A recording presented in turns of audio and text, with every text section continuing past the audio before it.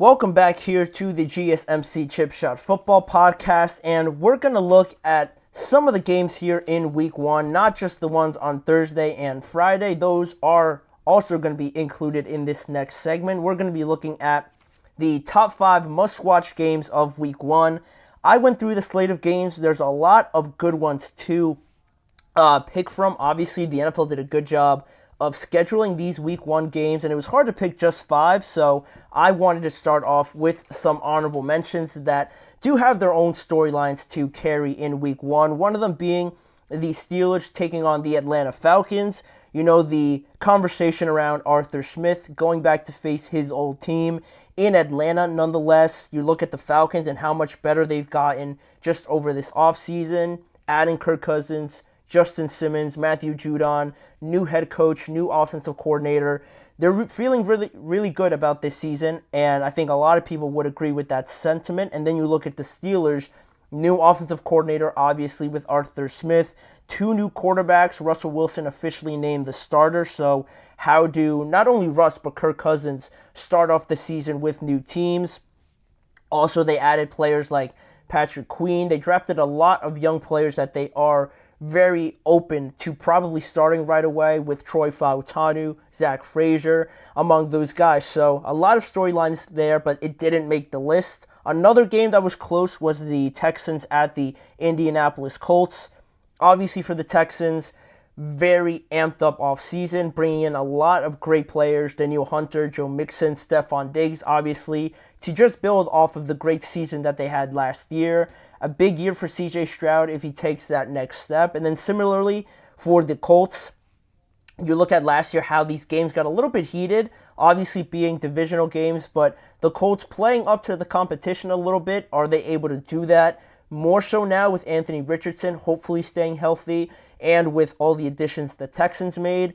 A lot of storylines there, but again, just missed out. And then just quickly here, the Jaguars and the Dolphins was another one. 2 quarterbacks that got paid very well this offseason, but I feel like they were just close, just missed out on that cutoff for the list. And then I couldn't leave off the Ravens and the Chiefs, another one kicking off the season, a rematch of the AFC Conference Championship, Lamar versus Patrick. That'll be a little preview of my next segment in a few moments. But to start off on the top 5, to finally get to my list here, I wanted to start off with changing it a little bit because some of these games I think were a little predictable to name as some of the most top 5 must watch. So I wanted to change it up a bit, and I wanted to start off with number 5. One for me that I'm really excited for is the Tennessee Titans traveling to Chicago to take on the Chicago Bears.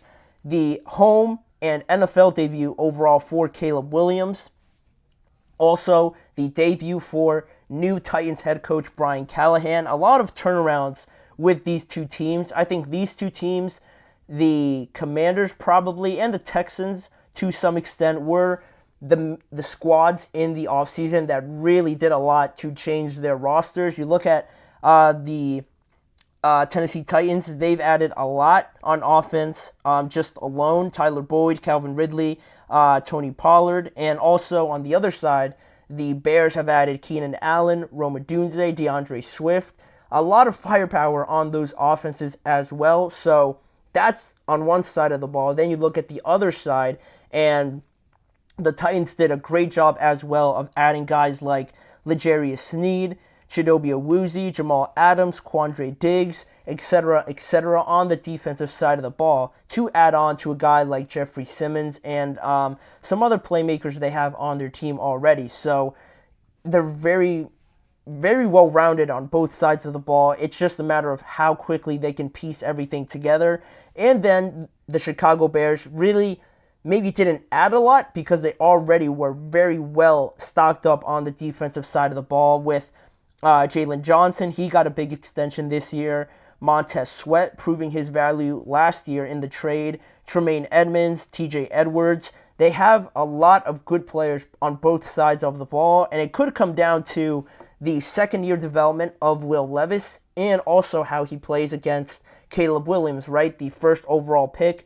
How quickly does he look like the face of the franchise? Because I think he's going to be great for the Bears, obviously, but how quickly can he get to that step and show it in the NFL.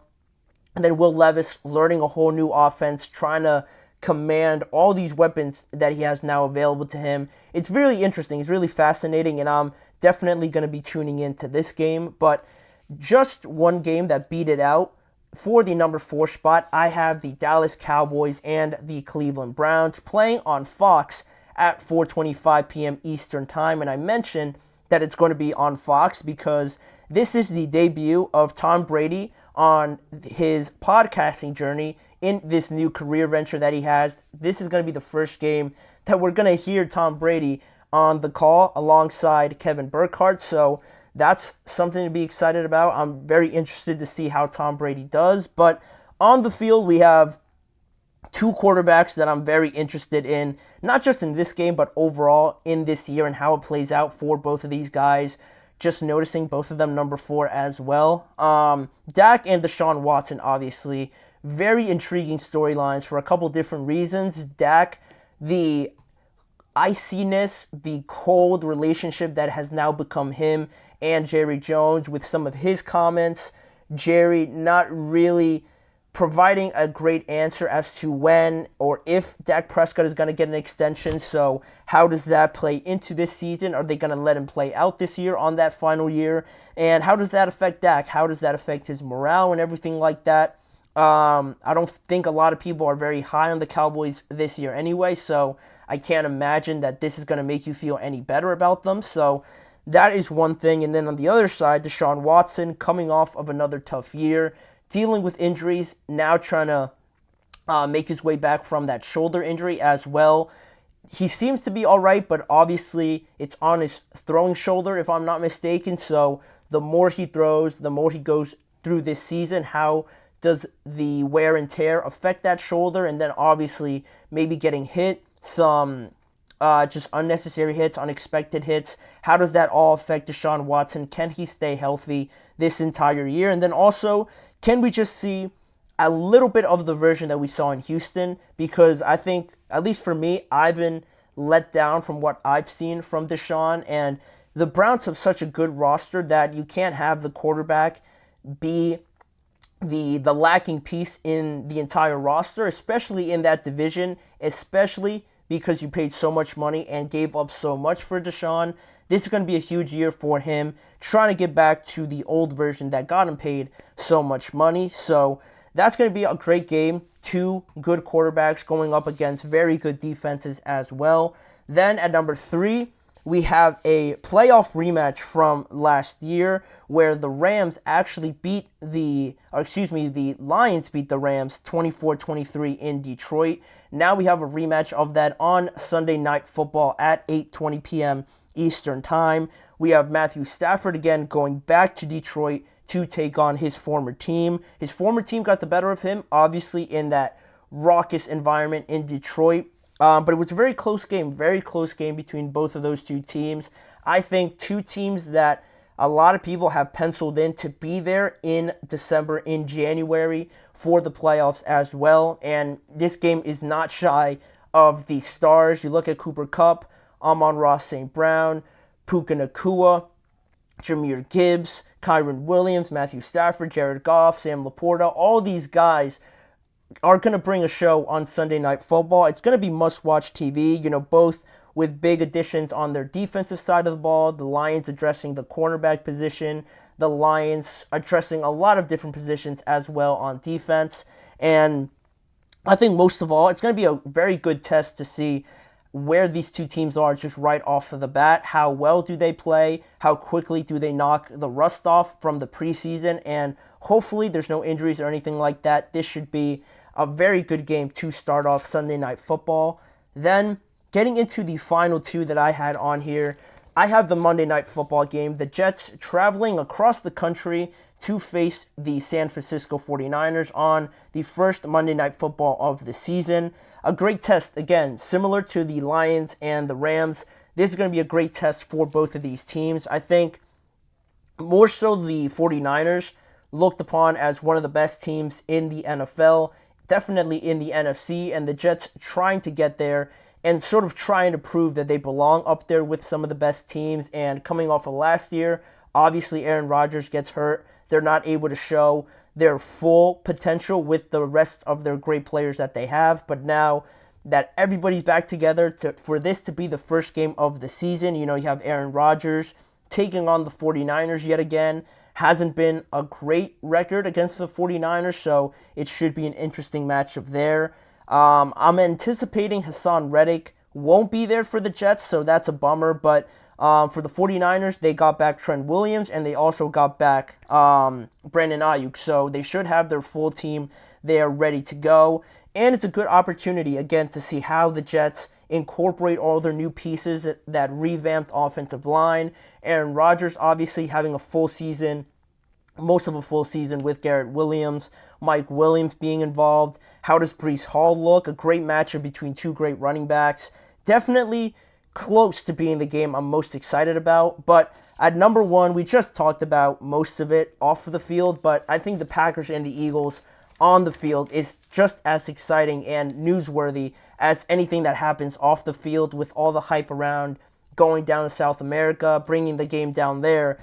On the field, you have two of the best teams in the NFL and in the NFC, with two quarterbacks nearing the top, I think, of the quarterback rankings, or making their way up there in different ways, right? Because you have Jordan Love breaking out last year. Everybody's jumping on the bandwagon that is Jordan Love, buying into the hype, a lot of praise going his way.